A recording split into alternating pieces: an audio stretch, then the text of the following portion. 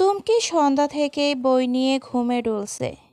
তার ইচ্ছে করছে এখন একটা বালিশ মাথায় দিয়ে ঘুমিয়ে থাকতে।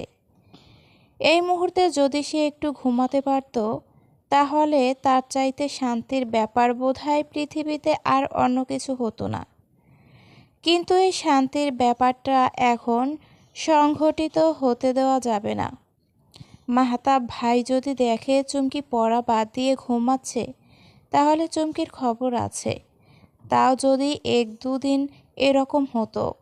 চুমকির তো প্রতিদিনই পড়তে বসলেই ঘুম পায়। সে ঝিমিয়ে পড়ে, আবারও মাথা ঝাঁকি দিয়ে চোখ বড় বড় করে তাকায় বইয়ের দিকে। এই চোখ বন্ধ হতে দেওয়া যাবে না, কিছুতেই না। খোদেজা সিমেন্টের মেঝেতে বসে বটি দিয়ে কচুরলতি বেছে রাখছিল। কাজের প্রতি দৃষ্টি থাকলেও তার মন খানিকটা অন্যমনস্ক। আজকে সে জানতে পেরেছে তার ছেলের বউ বিয়েতে রাজি ছিল না। বাপে জেদের বশে বিয়ে দিয়েছে। প্রথম থেকেই খোদেজার একটু কেমন কেমন যেন লাগছিল। সব কিছু কেমন যেন স্বাভাবিক লাগছিল না ওদের স্বামী স্ত্রীর সম্পর্কের ভেতর। শুদ্ধর রুমের জানালাটা ভেঙেছে আজ কতদিন হলো, তবুও শুদ্ধর মধ্যে ওটা মেরামতের কোনো লক্ষণ নেই। স্বামী স্ত্রী আলাদা ঘুমোচ্ছে, তবুও দুজনের মধ্যে কারো কোনো গরজ নেই। দুজনেই স্বচ্ছন্দ নিজেদের মতো ঘুরে বেড়াচ্ছে। এসব সহ আরা নানা রকমের খোদেজার খটকা লাগছিল। এ কারণে আজ নিজ থেকেই খোদেজা একজন মিস্ত্রি ডেকে জানালা ঠিক করিয়েছে। তারপর নিজের সন্দেহ আর চেপে না রাখতে পেরে কথায় কথায় শুদ্ধকে সবটা জিজ্ঞেস করে বসে খোদেজা। শুদ্ধ স্পষ্ট কথার ছেলে, কথার মধ্যে কোনো মিথ্যা হেয়ালিপানা ছলদাচুরি ভান টান রাখা তার স্বভাবে নেই। তাই সে সবটা খুলে বলে তার মাকে। তাছাড়া ভবিষ্যতেও এ নিয়ে ওর মায়ের সাহায্যের প্রয়োজন হতে পারে, এটা ভেবেই শুদ্ধ বলে দেয়। কথাটা শোনার পর থেকেই খোদেজার ভালো লাগছে না। একটাই ছেলে তার, কত শখ করে পছন্দের মেয়ের সাথে বিয়ে দিল, সেটাতেও হয়ে গেল গরমিল। মেয়েটার উপরও রাগ হচ্ছে না। মেয়েটার কি দোষ? বাপ মা চাইলে কি এর মাইয়ে মানুষ না করতে পারে? মায়েটার চেহারাটায় এত নিষ্পাপ যে তাকালে খোদেজার রাগ বা বিরক্তি অন্য কিছুই ভাবতে পারে না।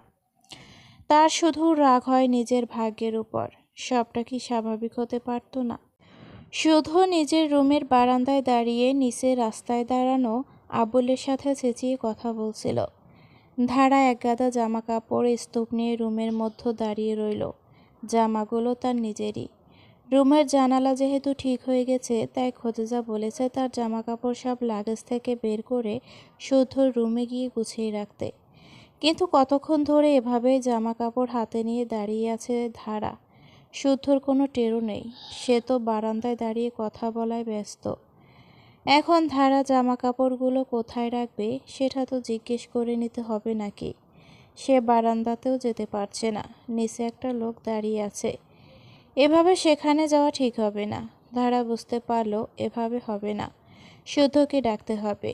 কিন্তু ডাকবে কিভাবে, এটাই বুঝতে পারছে না। ধারা কিছুক্ষণ মৃদু মৃদু স্বরে শুনুন শুনুন বলে ডাকলো, কিন্তু শুধু শুনল না। এরপর মুখ দিয়ে কিছু অদ্ভুত আওয়াজ করলো শুদ্ধর ধ্যান পাওয়ার জন্য, তাতেও কাজ হলো না। এরপর কি করবে না করবে বুঝতে না পেরে টি টেবিলে রাখা একটা স্টিলের বাটি মেঝেতে ফেলে দিল। ঝনঝন আওয়াজ পেয়ে শুদ্ধ দ্রুত ভেতরে চলে এলো। এসে বলল, কি হয়েছে? ধারা বলল, বাটি পড়ে গেছে। শুধু দুষ্টুমির ছলে বলে, ও, আমি তো ভাবলাম আপনিই পড়ে গেছেন। ধারা সরু চোখে তাকালো। লোকটার মুখটা লম্বাটে, হালকা ফর্সা মুখে কুচকুচে কালো ঘন ভুরু সব সময় একটা ব্যক্তিত্বের আভা ধরে রাখে। চেহারার মধ্যেই এক ধরনের স্পষ্ট ভাব বিরাজমান। কোনো সংকোচ নেই, কোনো জড়তা নেই, সব কিছু যেন পানির মতো স্বচ্ছ। আর এই পানির মতো স্বচ্ছতায় সারাক্ষণ শুধু ধারাকে খোঁচা মারার ফন্দি।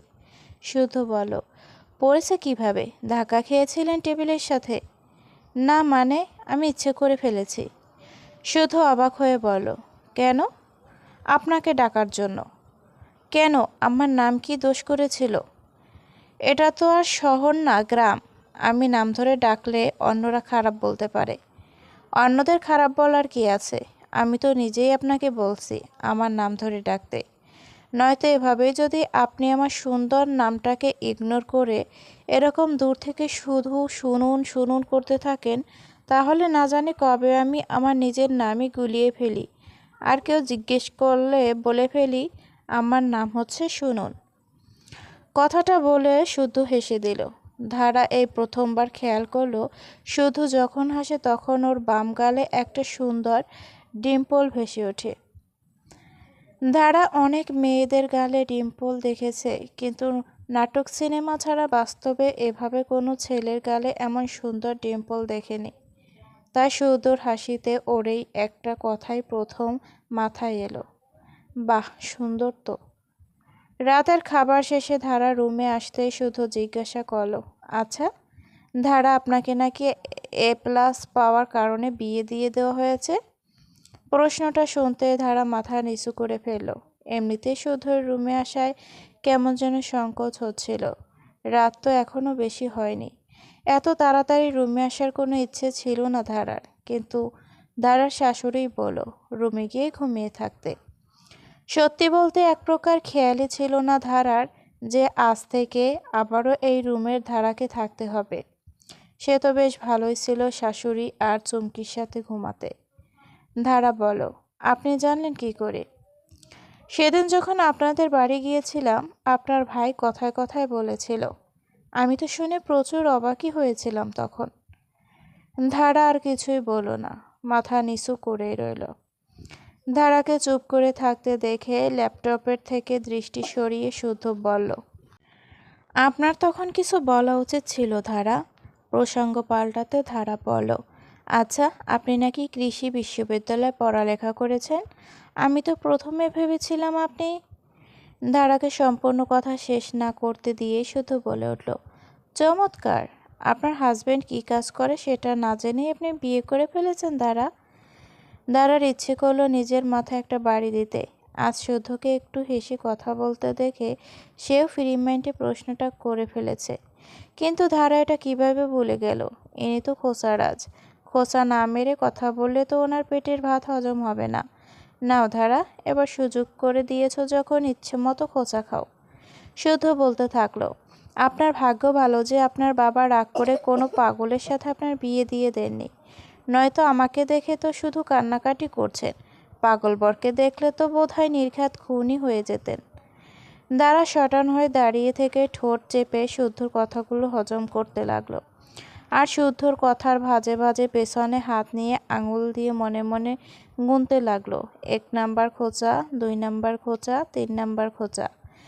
শুধু বকবক করতেই লাগলো, আর ধারার আঙুলের সংখ্যা বাড়তেই লাগলো। একসময় পেটের সব কথা বের করে একটা হাই তুলে উঠে দাঁড়ালো শুদ্ধ। আর ধারা নিজের আঙুলগুলো সামনে এনে দেখালো মোট 7টা খোঁচা। বাহ, 7 মিনিটের কথায় খোঁচারাজ মহাশয়ের 7টা খোঁচা। খারাপ কি? ল্যাপটপটা বন্ধ করে শুদ্ধ গিয়ে বিছানার একপাশে শুয়ে পড়ল। ধারা এবার আরও সংকোচে পড়ে গেল। শুদ্ধর পাশেই কি ঘুমাতে হবে? অন্য কোনো উপায় কি আর নেই? কি করবে না করবে কিছুই বুঝতে পারল না। বিছানার পাশে দাঁড়িয়ে শুধু কাচুমুচু করতে লাগলো। সেদিকে তাকিয়ে একটা ড্রিম কেয়ার ভাব নিয়ে শুধু বলল, একসাথে ঘুমাতে আমার কোনো আপত্তি নেই। আমার নিজের উপর কন্ট্রোল আছে। আপনার যদি মনে হয় আমার সাথে ঘুমালে আপনার নিজের উপর কন্ট্রোল থাকবে না, তাহলে আপনি আলাদা ঘুমাতে পারেন। কথাটা শুনে কিছুক্ষণ ব্যাকুল হয়ে দাঁড়িয়ে রইল ধারা। তারপর কটমট করে একটা বালিশ নিয়ে শুদ্ধর পাশে শুয়ে পড়ল। অন্ধকারে মিটি মিটি হাসতে লাগলো শুদ্ধ। সাজার ছায়া নামতেই খোদেজা ব্যস্ত হয়ে পড়ল হাঁস মুরগি নিয়ে। একটু পরই মাগরিবের আজান দিবে। অন্ধকার নেমে পড়বে চারদিকে। খোদেজা মুরগিগুলোকে ধান খেতে দিয়ে পুকুর থেকে হাঁসগুলোকে তাড়িয়ে নিয়ে এলো। চুমকি ঘরের দাওয়ায় বসে চিরুনি দিয়ে উকুন মারছিল। তার মাথার বড় বড় চুলগুলো মাঝখানে সিঁথি করে সামনে এনে রাখা।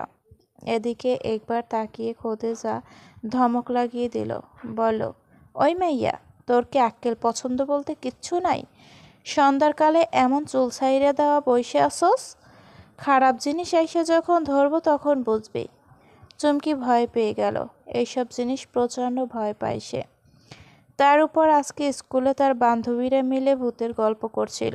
চুমকির বান্ধবীর ফুপুকে নাকি অনেক বছর আগে মাঝরাতে পানিতে ভাসা অবস্থায় পাওয়া গিয়েছিল। সবাই বলে তাকে নাকি খারাপ জিনিসই মেরেছে। চুমকি তাড়াতাড়ি মাথায় কাপড় দিয়ে ঘরের ভেতরে চলে গেল। তখন ধারা এলো দরজার সামনে, দেখলো খোদেজাকে খানিক বিচলিত দেখাচ্ছে। এই মহিলাটিকে ধারার ভীষণ ভালো লাগে। এত মায়া নিয়ে কথা বলে যে ধারার বড্ড আপন লাগে। খোদেজাকে এমন চিন্তিত দেখে ধারা বলো, কি হয়েছে মা? খোদেজা ধারার দিকে তাকিয়ে বলো, আর বলো না মা, একটা হাঁস পাইতেছি না, কম দেখতাছি।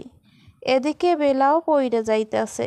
আমি নামাজ পড়তে যাব নাকি এগুলো নিয়েই ঘুরব? নিশ্চয়ই ডোবার ধারে কোনো জোপের মধ্যে গেছে। ধারা বলো, আপনি যান মা, আমি গিয়ে ওটা খুঁজে আনছি। আর বাকিগুলো তো ঘরে ঢুকেই গেছে। না না থাক, তোমার যাওয়া লাগবো না। সমস্যা নেই মা, আমি পারবো, আপনি যান। খোদেজা আর আপত্তি করল না। ঘরের পেছনে শুকনো পাতা পড়ে আছে, সেগুলোকেও একটা ব্যাগে ভরে রান্নাঘরে নিয়ে আসা দরকার। এখন সে এসবের পেছনে থাকলে সত্যিই দেরি হয়ে যাবে। খোলা চুলগুলোকে হাত খোপা করে ধারা হাঁস খুঁজতে খুঁজতে পুকুরের অপর প্রান্তে চলে গেল। পুকুরটা অনেক বড়, সেটা পেরোলেই আবার একটা ছোট্ট ডোবা, তারপরে বাঁশের ঘন চাল। আলো যেন এদিকে প্রবেশ করা অনেক আগেই বন্ধ করে দিয়েছে। অন্য স্থানের তুলনায় এদিকে একটু বেশি আঁধার হয়ে এসেছে। হাঁস সহজে খুঁজে পেল না ধারা। অনেকটা দেরি হয়ে গেল, অন্ধকার হয়ে এসেছে প্রায়।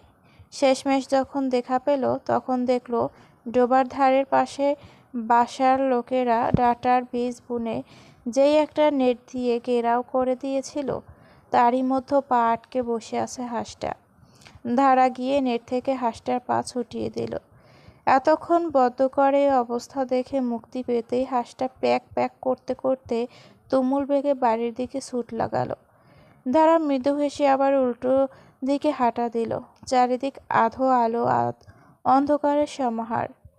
আলোকে অতিক্রম করে অন্ধকারের অধিক্য হওয়ার তোড়জোড় যেন একটু বেশি। ধারা নিজের মনে পথ দেখে দেখে বাড়ির দিকে আসছিল। হাতখোপাটা কখন যেন খুলে গিয়ে পিঠ জুড়ে ছড়িয়ে পড়েছে তার চুলের রাশি। বাঁশধারের নিচ দিয়ে যাওয়ার সময় হঠাৎই পেছন থেকে একটা শীতল হাওয়া এসে ছুঁয়ে দিল তাকে। অথচ এখন গরমের দিন। ধারার একটু কেমন যেন লাগলো। থমকে দাঁড়িয়ে পড়ল সে। তার কেমন যেন মনে হচ্ছে তার পেছন পেছন কেউ যেন আসছে। এই বুঝি তাকালেই সে দেখতে পাবে। ধারার একবার মনে হলো পেছনে তাকায়। আবার তাকানোর কথা ভাবতেই এক ধরনের অদ্ভুত অনুভূতি হতে লাগলো। শেষমেশ সে আর তাকালো না, দ্রুত পা চালিয়ে এক প্রকার ছুটে চলে এলো বাড়িতে। খোঁজেজা তখন খোয়ারের দুয়ার আটকাচ্ছিল, শুদ্ধ সবে বাজার থেকে এসেছে। ধারাকে এভাবে হন্তদন্ত হয়ে পুকুর পাড় থেকে আসতে দেখে দুজনেই অবাক। খোঁজেজা এগিয়ে এসে ধারার হাত ধরে বলল, কি হয়েছে মা, তুমি এমন করতেছো কেন? শুদ্ধ বুড়ো কুঞ্চিত করে ধারার দিকে তাকিয়ে রইল।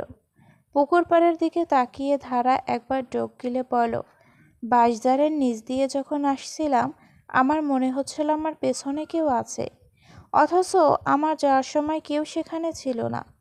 কেমন যেন অন্যরকম লাগছিল। শুদ্ধ ফট করে বলে দিল, আপনার মনে হচ্ছিল তো, তাই ওটাকে কোনো পাত্তাও দিয়েন না, কারণ আপনি নিজেই নিজের কিছু বুঝতে পারে না, সেটা ভালো মন্দ হোক বা অন্য কিছু। একটা কাজ করুন, চুমকিকে না হয় সেখানে নিয়ে যান, তারপর চুমকি যদি বলে হ্যাঁ এটা ভয় পাওয়ার মতোই, তখন না হয় ভয় পাবেন। ধারার চোখে পানি চলে আসলো। প্রচণ্ড রাগ উঠল তার।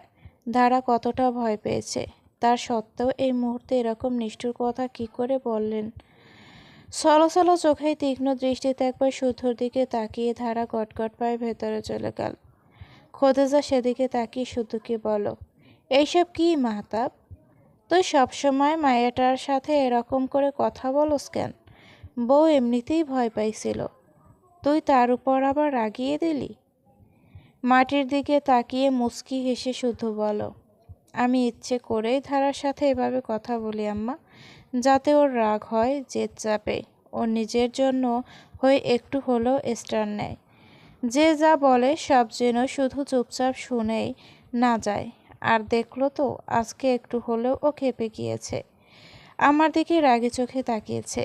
আর আজকে এভাবে বলার পেছনে আর একটা কারণও আছে। ধারা সত্যিই ভয় পেয়েছে। এখন অন্য কিছু হতে পারে, আবার পরিবেশটাও এমন, ওর মনের ভুলও হতে পারে। কিন্তু ভয়টার ভেতরে সারা রাত গেঁথে থাকতো। মস্তিষ্ক বারবার এটা নিয়েই ব্যস্ত হয়ে থাকতো। এই যে এখন আমি ওকে কটাক্ষ করে কথা বললাম, তাই এখন ওর মাথা গরম হয়ে থাকবে। ওর বারবার আমার কথাই মনে পড়বে আর রাগ লাগতে থাকবে। বাঁশঝাড়ে ভয়ের ব্যাপারটা ততটা মাথায় আসবে না। দুটো অনুভূতি কখনো একসাথে একই মুহূর্তে অনুভব হয় না। রাগান্বিত মনে কখনো আনন্দ লাগে না, ব্যথিত মন কখনো অশরীর ভয় পায় না, ঘৃণিত মনে কখনো ভালোবাসা অনুভূত হয় না। মন জিনিসটা বড্ড অদ্ভুত। এখানে একটা অনুভূতির উপস্থিতি আর একটা অনুভূতিকে তার জায়গা ছাড়তে হয়। বিয়ের পর ওর সাথে রুক্ষ হয়ে কথা বলতাম রাগের কারণে, কিন্তু এখন ইচ্ছে করে এটা চালিয়ে গেছি ওর ভালোর জন্যই। খোদেজা সন্দিগ্ধ চোখে শুদ্ধর দিকে তাকিয়ে ঠোঁটের কোণে একটা দুষ্টু হাসির রেখা টেনে বলে, কেন প্রথম দিকে রাগ কইরা যখন এমনি কথা বলছোস, তোর মাথায় এত রাগ ছিল, তাইলে এখন অন্য কারণে এমন করতেছোস কেন? ধারার জন্য এত কেন চিন্তা তোর? শুধু জট করে মায়ের দিকে তাকালো। আর তখনই মাগরিবের আজান পড়ে গেল। এশার নামাজের পর খোদেজা তার রুমে শুদ্ধকে ডেকে পাঠালো। শুদ্ধ এসে বসতেই নিজের জমানো প্রশ্নের ঝুড়ি মেলে ধরল খোদেজা। বলল, তখন মাগরিবের আজান দিয়ে ফেলেছিল বলে তোরে আর ভালো মতো ধরি নাই। এবার বল, তোর মনে কি আছে? ধারা ওর বাবার ভয় বিয়ে করেছে। ধরলাম তুই ভালো মানুষ, এর জন্য মেয়েটারে এভাবে মাইনা নিছোস, ওরে নিজের কাছেই রাখছোস। কিন্তু ওর জন্য এত কেন চিন্তা করছোস এখন? ওর কিসে ভালো হইব না হইব তাতে তোর কি? শুদ্ধ মৃদু হেসে বলে, আম্মা কি শুরু করলে বলো তো? খোদেজা নাছর বান্দা, সবটা জেনেই ছাড়বে সে আজ। বলল, না, তুই আমারে সরাসরি এখন বলবি। এতদিন তোদের সম্পর্ক নিয়ে অনেক দোটানায় কাটাইছি। আমি আর ওই খুঁতখুঁতে ভাব নিয়ে থাকতে চাই না। এখন যা হইব পরিষ্কারভাবেই আমি জানতে চাই। তোর মনে কি চলতেছে, তুই আমাকে সব বলবি। মেঝের দিকে দৃষ্টি সরিয়ে শুধু আনমনে একটু হাসল। কিছুক্ষণ চোখের দৃষ্টি ওঠানামা করিয়ে স্পষ্ট স্বরে বলল, ধারা আমার স্ত্রী আম্মা। আমি তোকে ভালোবাসবই। এখানে নতুন করে হঠাৎ হুট করে ভালোবাসা না বাসার কিছু না। এতদিন কখনো কোনো মেয়ের দিকে আমি ফিরে তাকাইনি। পড়তে গিয়ে কত মেয়ের কত ভালোবাসার প্রস্তাব পেয়েও আমি ফিরিয়ে দিয়েছি। নিজের ভেতরটার ভালোবাসাটা শুধুমাত্র নিজের স্ত্রীর জন্যই বাঁচিয়ে রাখতে চেয়েছিলাম, কারণ এখানে শুধুমাত্র তারই অধিকার। সেই অধিকার আমি নষ্ট করতে চাইনি। বিয়ের সময় যেই মুহূর্তে আমি ধারাকে কবুল বলে নিজের স্ত্রী হিসেবে গ্রহণ করেছি, ঠিক সেই মুহূর্তেই আমি আমার মনের জায়গাটা ধারাকে দিয়ে দিয়েছি। এখন ওখানেই ওর একরত্তি রাজত্ব। বিয়ের পর ধারার ভয়ের কারণে নিজের অনিচ্ছায় বিয়ের কথা শুনে প্রচণ্ড রাগ হয়েছিল ঠিকই, কিন্তু পরে ভেবে দেখলাম, ধারা যেহেতু এখন আমার স্ত্রী, তাই শুধু ওর গুণগানই না, ওর দুর্বলতাগুলো এখন সব আমার। আর ধারা তো শুধু এই ব্যাপারেই না, সব ব্যাপারেই ও এমন। ওর নিজের প্রতি কোনো কনফিডেন্স নেই, নিজে থেকে কোনো সিদ্ধান্ত নিতে পারে না, যে যা বলে শুধু তাই শুনে। এটা তো একটা সমস্যা না?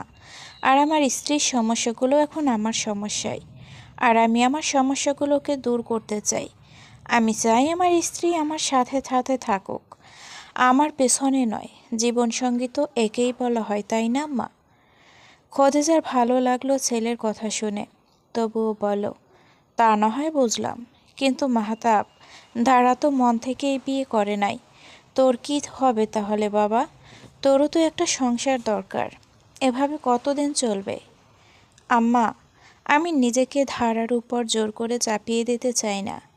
আমি চাই এই ব্যাপারটা ও নিজ থেকে বুঝুক, ও নিজ থেকে আমার প্রতি ভালোবাসা অনুভব করুক। শুধুমাত্র ওর বাবা আমার সাথে বিয়ে দিয়ে দিয়েছে বলে, সমাজের নিয়ম অনুযায়ী আমার সাথে থাকতে হবে বলে থাকবে এমনটা চাই না। আমি চাই ধারা সম্পূর্ণ মন থেকে আমার কাছে থাকতে চায় বলে ও থাকুক, আমাকে ভালোবেসে থাকুক। এটাই তো প্রকৃত সংসার হয়, তাই না আম্মা? আর এর জন্য যতদিন লাগবে লাগুক, আমি চেষ্টা চালিয়ে যাব। খোঁজেজা প্রশান্তির সাথে ছেলের মুখের দিকে তাকিয়ে রইল, মাথায় হাত বুলিয়ে মন খুলে দোয়া করল। যাক, তার ছেলে আর বাকি সবার মতো হয়নি। ছেলেকে সে সঠিকভাবেই মানুষ করতে পেরেছে। গর্বে তার বুক ভরে উঠল। সেখানে উপস্থিত আরেকজনও সুথোর বলা সম্পূর্ণ কথা শুনল। দরজার আড়ালে দাঁড়িয়ে এক মুহূর্তের জন্য বিস্ময় জমে গেল যেন ধারা। রাতে যখন শুদ্ধ ঘুমাতে নিজের রুমে এলো, তখন বিছানার উপর নত মাথায় বসে বসে ধারা মৃদুস্বরে বলল, দেখুন, আপনার শুধু শুধু এত কিছু করতে হবে না। আপনি যদি স্বামীর অধিকার চান তাহলে আমি দিতে রাজি আছি, আমার কোনো আপত্তি নেই। কোনো উত্তর না দিয়ে বালিশ টেনে পাশ ফিরে শুয়ে পড়ে শুদ্ধ মৃদু হাসল। সকাল সকাল উঠোনে একটা মোড়া টেনে জমিরন বিবি রোদ পোহাতে বসেছেন। তার হাতে একটা মাঝারি সাইজের থালা, সেখানে দুধ নারিকেলের মাছ থেকে উকিয়ে দিচ্ছে ছোট ছোট সেমাই পিঠা। কাল রাতে বানানো হয়েছিল, এখন ঠান্ডা হয়ে জমে গিয়ে উপরে এক ধরনের ঘন স্বরের সৃষ্টি হয়েছে। জমিরন বিবি একটা চামচ দিয়ে নাড়া দিয়ে সবটা ভেঙে দিল। কিছুক্ষণ এভাবে নাড়ানাড়া করে এক চামচ মুখি দিয়েই তিনি খেকিয়ে উঠলেন রান্নাঘরে তরকারি কাটারত আসমাকে উদ্দেশ্য করে। এই কি বউ, পিডায় একটু মিডে দাও নাই? এই কি ছাই বানাইছো? এগুলো মুখে দেওয়ান যায় নাকি আমি বুড়ো মানুষ দেখে আমারে না খাওয়ানোর মতলব করছো? বুঝি বুঝি, আমি সবই বুঝি। আসমা বেগুন কাটা বাদ দিয়ে একবার উকি দিয়ে শাশুড়ির দিকে তাকালেন। তার শাশুড়ির ডায়াবেটিক্স আছে, মিষ্টি খাওয়া একেবারেই নিষেধ। বুড়ো মানুষ এটা বুঝতে চায় না, শুধু মিষ্টি খাওয়ার ফরমায়েশ করেন। এজন্য একটু মিষ্টি কম দিয়েই তার পিঠা বানায় আসমা। এখন এটা বুঝিয়ে বললেও তার শাশুড়ি বুঝবে না, তাই ছোটোখাটোভাবে বলেন, মনে ছিল না আম্মা, ভুলে কম হয়ে গেছে। হ, বিয়ের পর তনি তো তোমার খালি ভুলই হয়, তাই না? তোমার ভুলের লইগেই তোমার বড় মাইটা মরছিল, মনে আছে? 6 বছরের মাইয়েডা ডায়রিয়া হইয়া কেমনে ছটফট করতাছিল, আর তুমি মূর্খের মতন ওর মুখে পানি দেওয়ান যাইব না যাইনাও পানি খাওয়াইলা। হে আর কতক্ষণ পরে তো মারা গেল। আমি তো কই তোমার হেই পানি খাওয়ানিতেই তোমার মাইয়া মরছে। আসমার বুকের মতো ছাদ মেরে উঠল। মুহূর্তের মধ্যে তার বড় মেয়ের মুখটা ভেসে উঠল চোখের সামনে। তার শাশুড়ি আগেকার দিনের মানুষ, তখন ডায়রিয়া হলে পানিকে মনে করা হতো বিষ। রোগী পানির জন্য পাগল হয়ে গেলেও তাকে পানি খেতে দেওয়া হতো না। তার মেয়েটাকেও দেওয়া হয়নি। পানির জন্য কেমন পাগলের মতো ছটফট করত মেয়েটা। অপরদিকে আজিজ সাহেবও বাড়িতে ছিলেন না, ব্যবসার কাজে শহরে আটকা পড়েছিলেন। আসমা একা একা আর কত দিকে সামলাবেন। ধারাও ছিল তখন একদম কোলের শিশু। মা হয়ে পানি খাওয়া নিয়ে মেয়ের এই আগতি আসমা দেখতে পারেনি। এক গ্লাস পানি নিয়ে মেয়ের মুখের সামনে দিতেই মেয়েটা চুম্বকের মতন আঁকড়ে ধরেছিল গ্লাসটা, যেন মরুভূমির বালি সহস্র বছর পর পানির দেখা পেয়েছে। এই দৃশ্য দেখেই ক্রোধে ফেটে পড়ে জমিরন, মেরে নিয়ে যায় পানির গ্লাস। শুধু জমিরনই নন, আশেপাশের আরও অনেকেই ডায়রিয়া রোগীকে পানি খাওয়ানোর জন্য বকাবকি করেন আসমাকে। আসমা আবার এরপর মেয়েকে পানি খাওয়ানোর মতো দুঃসাহস করেননি। কোন ছেলে জন্ম না দিতে পেরে পরপর দুটো মেয়েকে জন্ম দেওয়ার জন্য এমনিতেও আসমাকে অপয়া নামে জানা যেত। এখন যুগ উন্নত হয়েছে, গ্রামে স্যালাইন এসেছে, এখন পানি জাতীয় খাবারই হয়েছে ডায়রিয়া রোগীদের পথ্য।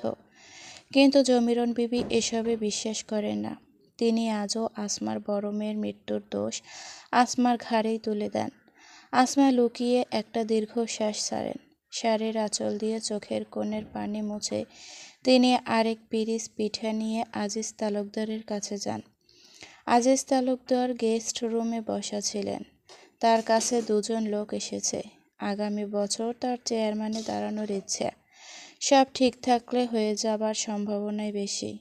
এখন থেকেই তার কাছে লোকের আসা যাওয়া শুরু হয়ে গেছে। আসমা পিঠা হাতে দরজার পাশে দাঁড়িয়েই রইলেন। লোকগুলো চলে গেলে তারপর ভেতরে ঢুকলেন। হাতের পিঠার থালা আজিজ সাহেবের সামনে রেখে আস্তে করে বলেন, বলছিলাম যে ধারার সাথে আপনার আর কথা হয়েছে? ধারার নাম শুনতেই আজিজ সাহেবের কপালে ভাঁজ পড়ে গেল। গম্ভীর কণ্ঠে বলে, কথা বলার এত কি আছে? না মানে, যদি একটু বলতেন। বিয়ের তো কতদিন হয়ে গেল, এখনও তো তেমন কোনো কথা ওর সাথে বলেননি। তোমার মেয়ে কোনো গর্ভের কাজ করে রাখিনি যে ক্ষণে ক্ষণে তার সাথে ফোনে কথা বলতে হবে। যতটুকু প্রয়োজন তা কি আমি করছি না? কত আশা ছিল এই মেয়ে নিয়ে, কত কিছু করলাম, কতগুলো প্রাইভেট টিচার রাখলাম, কোচিংয়ে ভর্তি করালাম, তবুও পরীক্ষায় A+ আনতে পারলো না। ওই জয়নালে কি ওর ছেলের জন্য এর থেকে বেশি করছিল? তবুও তো ঠিকই ওর ছেলে A+ পেয়েছে। বলেছিলাম যে যা হবার তা তা হয়েই গেছে। এখন এসব ভেবে আর লাভ কি? মাঝে মাঝে একটু ফোন করে কথা বললেই তো হয়। তোমার কথা বলতে ইচ্ছে করলে তুমি করো, আমাকে এসবের মধ্যেও টেনো না। পিঠা না খেয়েই আজিজ সাহেব উঠে চলে গেলেন। চুমকি সবে স্কুল থেকে ফিরেছে। ভাতের থালা হাতে নিয়েই সে বাইরে চলে এলো। তার মধ্যে আছে শুধু দুরন্তপনা। কোন দিকে দাঁড়িয়ে একটু স্থির হওয়া যেন তার স্বভাবে নেই। সে গ্রোগ্রাসে ভাত গিলছে আর গভীর মনোযোগ নিয়ে শুদ্ধর কাজ দেখছে। শুদ্ধর পরনে সবুজ রঙের একটা শার্ট আর ব্লু জিন্স। উদ্দেশ্য ছিল তার বাইরে বেরোনোই। হঠাৎ পরিবর্তন করে হাত একটা দা উঠিয়ে নিয়েছে। কতগুলো বাঁশকে টুকরো টুকরো করে রাখছে পুকুর পাড়ে একটা মাচা বানাবে বলে। দক্ষিণ দিকের পুকুর, দাঁড়ালেই দক্ষিণে হাওয়া প্রাণ জুড়ে যায়। মাচা বানিয়ে বসার একটা ব্যবস্থা করলে খারাপ হবে না। শুদ্ধদের বাড়িতে দরজার বাইরেই ইট দিয়ে বাঁধানো বসার ব্যবস্থা করা। গ্রাম এলাকায় যেটাকে ওডা বলে শনাক্ত করা হয়। খোদেজা সেখানেই বসে নকশিকাঁথা সেলাই করতে বসেছিল। একটু পর ধারাও এসে খোদেজার সামনে বসল। চুমকির দিকে একবার তাকিয়ে মৃদু হেসে বলল, চুমকি, তুমি প্রথমে খাও, তারপর বাইরে গিয়ে ঘুরো। এভাবে ঘুরে ঘুরে খেয়ে তো মজা পাবে না। খোদেজা বলল, ওর কি আর সেদিকে কোনো হুঁশ আছে?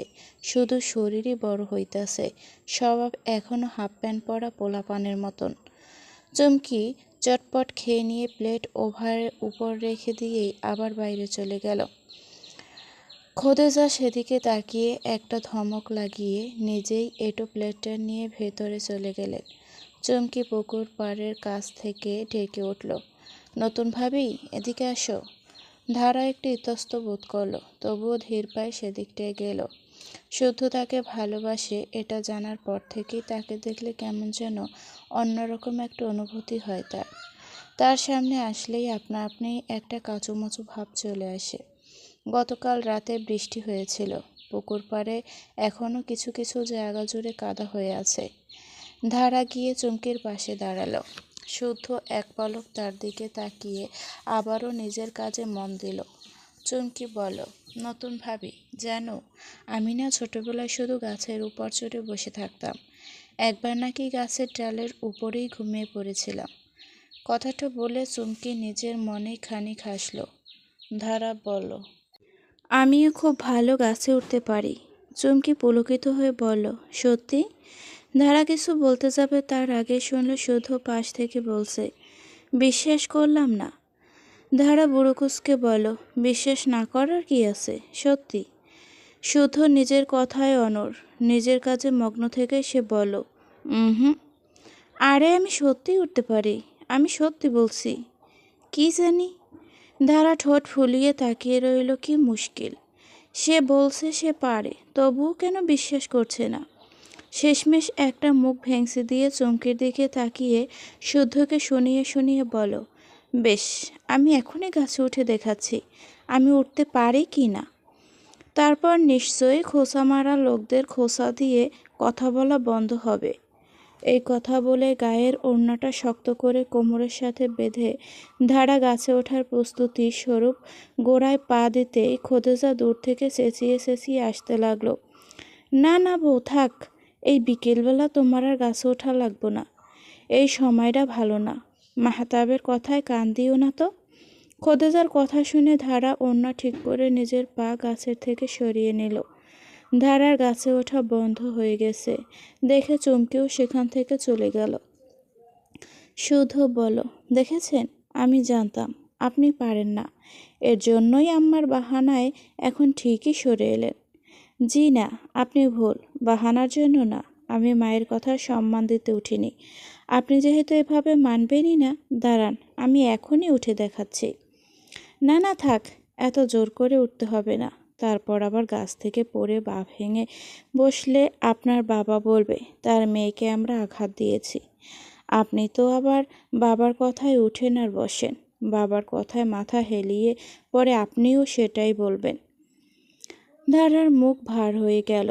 খোদেজা বলে উঠল, এই মাহতাব, তুই চুপ কর তো। নিজে এমন ভাব দরদ যেন নিজে সব পারস। সামান্য একটা লুঙ্গি পরতে পারে না, তার আবার বড় বড় কথা। ধারা কৌতূহলী হয়ে বলল, লুঙ্গি? হ্যাঁ লুঙ্গি। ছোটবেলায় মুসলমানের পর যখন লুঙ্গি পরতে হইতো, মাহাতাবে লুঙ্গি সামলাইতেই পারতো না। একবার হইল কি, ওর চাচি মামিদের সামনে ওর লুঙ্গি খুইলা পইরে গেছে। সবাই মিলে এতই খেপাইছে যে আমার ছেলেটা এরপর থেকে লুঙ্গি পরতেই ভয় পায়, সামলাইতেই পারে না। শুধু অসহায়ের মতো মায়ের দিকে তাকিয়ে করুণ মুখে বলল, মা। খোদেজা পাত্তা না দিয়ে বলো, কি হয়েছে? আমি কোনো মিথ্যে কথা বললাম? কথাটা বলে খোদেজা নিজের কাজে চলে গেল। ধারা খেয়াল করলো, আসলেই তো এতদিন হয়ে গেল, গ্রামের ছেলে হওয়া সত্ত্বেও শুদ্ধকে তো আজ অবধি কখনো লুঙ্গি পরতে দেখা যায়নি। এমনকি খেতে যাওয়ার সময়ও সে পুরনো ট্রাউজার পরে যায়। শেষমেশ কিনে এত স্ট্রং ছেলের লুঙ্গি ভীতু। কথাটা ভাবতেই ধারা অট্ট হাসিতে ফেটে পড়ল। হাসতে হাসতে তার চোখে পানি চলে আসার উপক্রম। শুদ্ধ ঠোঁটে মৃদু রসাত্মক হাসি ফুটিয়ে সেদিকে তাকিয়ে রইল। কিছুক্ষণ হাসতে হাসতে ক্লান্ত হয়ে পরে ধারা হাসির মাঝেই বলল, উফ, আমি আমার হাসি থামাতেই পারছি না। শুদ্ধ ফট করে বলে বসল, একটা কাজ করুন, আপনার বাবাকে একটা ফোন করুন, জিজ্ঞাসা করুন কিভাবে হাসি থামাতে হয়। বাবা বললে হয়তো পারবেন। ফস করে ধারার হাসি থেমে গেল। রাগে গা পিত্তি জ্বলে গেল তার। মুখ ফুলিয়ে বলল, আপনার সমস্যাটা কি বলুন তো? খোসা মেরে কথা না বললে কি আপনার ভালো লাগে না? সব সময় শুধু আমার পেছনে লেগে থাকেন। আচ্ছা যান, ঠিক আছে, আপনি সব সময় বলেন না যে আমি নিজ থেকে কিছু করতে পারি না, কোনো সিদ্ধান্ত নিতে পারি না। এখন আমি একটা সিদ্ধান্ত নিলাম, আপনার মতো খোঁজারাজের প্রেমে আমি জীবনেও পড়ব না। পড়ব না মানে পড়ব না। কথাটা বলে দ্রুত পেছনে ফিরে হনহন করে হাঁটতে গিয়েও কাদায় পা পিছলে পড়ে গেল ধারা। মুহূর্তের মধ্যে শুদ্ধ শব্দ করে হেসে উঠে কাদা পানিতে মাখামাখি হয়ে বসে থাকা ধারার সামনে সে ঝুঁকে বলল, এটা কি হলো ধারা? পড়ব না বলতে বলতেই পড়ে গেলেন। লাল রঙের একটা গামছা দিয়ে ধারা দ্রুতগতিতে মাথা মুছে চলেছে। একটু আগেই সে গোসল সেরেছে। এই অবেলায় সন্ধ্যা পানে গোসলে অবশ্যই শরীর ঠান্ডা হয়ে যাবার কথা, কিন্তু তার ক্ষেত্রে হয়েছে বিপরীত। তার মাথা প্রচণ্ড গরম, মেজাজ সপ্তম ডিগ্রিতে চড়ে আছে। খোঁচারাজের উপর রাগ তো তার আছে, তার সাথে সাথে আছে নিজের উপরেও। কত সুন্দর করে খোসার উত্তরে ভাব নিয়ে একটা কথা বলেছিল, আর শেষে কিনে কি হলো? পা পিছলে পড়ে গিয়ে কাদায় মাখামাখি হলো। আর তারপর ওনার গাজালা হাসি তো ফ্রিতে কপালে জুটেছেই। মান ইজ্জত আজ ওই পুকুর পাড়েই কাদার সাথেই লুটোপুটি খেলো। ধুর, দাঁত কিরমির করে মাথা মুছতে মুছতে ধারা বিড়বিড় করতে লাগলো, কি মনে করে সে নিজেকে? সবসময় শুধু আমার পেছনে পড়ে থাকা, আর এত চালাক, প্রত্যেকটা কথা যেন মাথার মধ্যে সাজিয়ে রাখে। সেদিন রাতে শোবার কথা নিয়ে করলো সে যে, আপনার যদি মনে হয় আমার পাশে ঘুমালে আপনার নিজের উপর কন্ট্রোল থাকবে না, তাহলে আপনি আলাদা ঘুমাতে পারেন। এখন এরকম একটা কথা বলার পর কেউ কিভাবে আলাদা ঘুমাতে পারে? আর যদি আমি ঘুমাতাম তাহলে ব্যাপারটা কি দাঁড়াতো?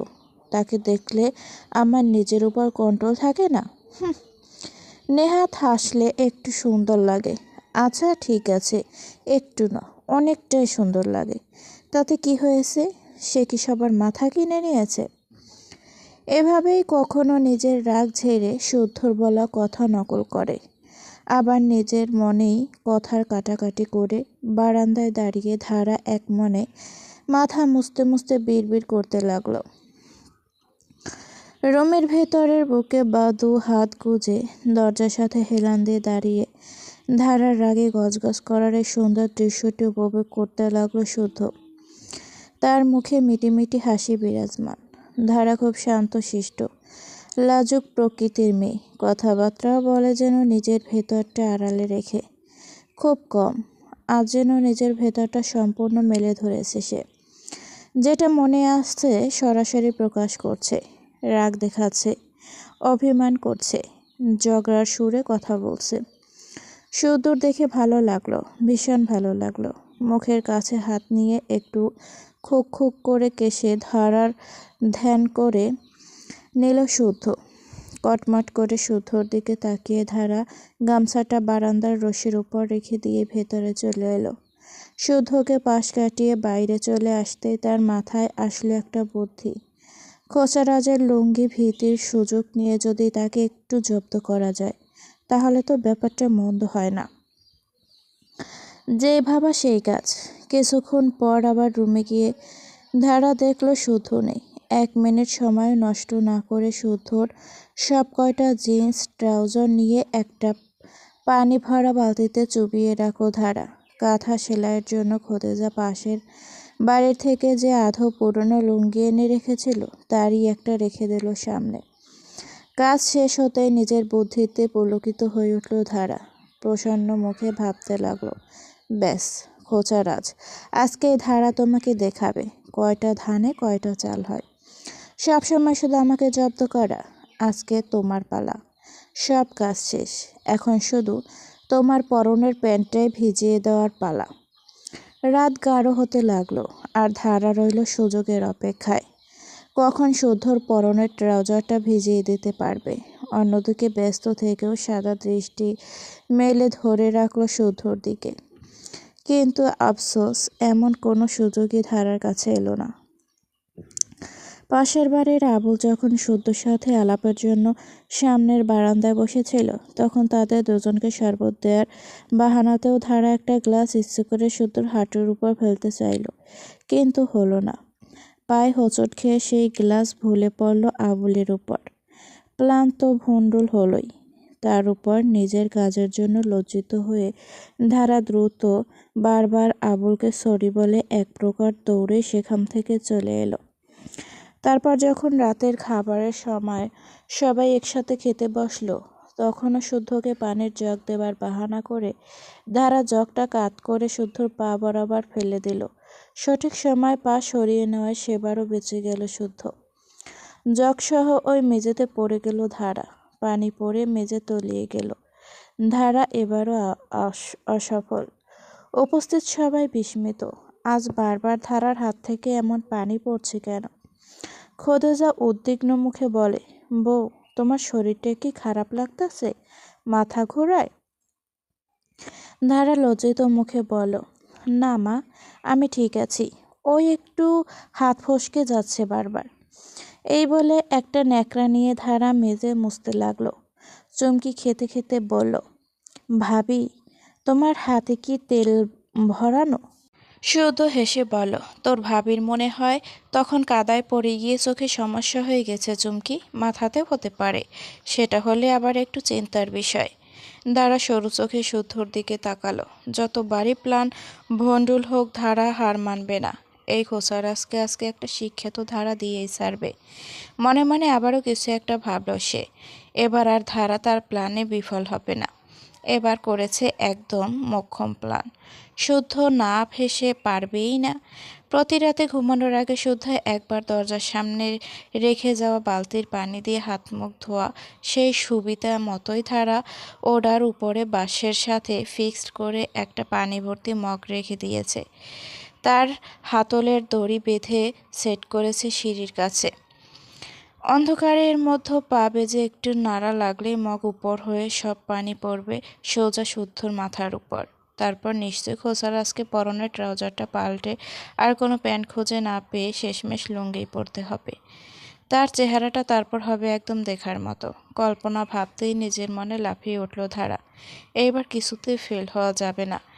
রাতে ঘুমানোর সময় হলে ধারা বারবার শুদ্ধকে তাগাদা দিতে লাগলো বাইরে গিয়ে হাত মুখ ধোয়ার জন্য।